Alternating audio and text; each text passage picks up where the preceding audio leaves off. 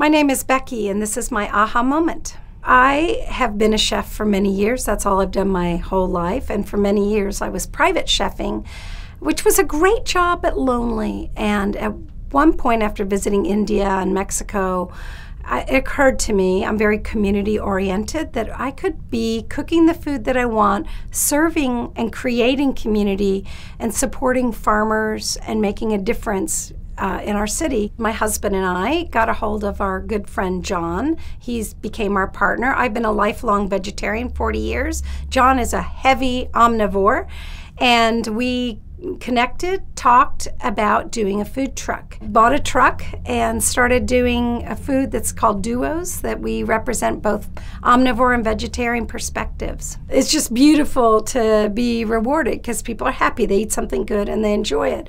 I love being able to turn people on to something that they think they would not enjoy, and then they're overwhelmed and have pleasure in that. Life is too short to not make a move and do it.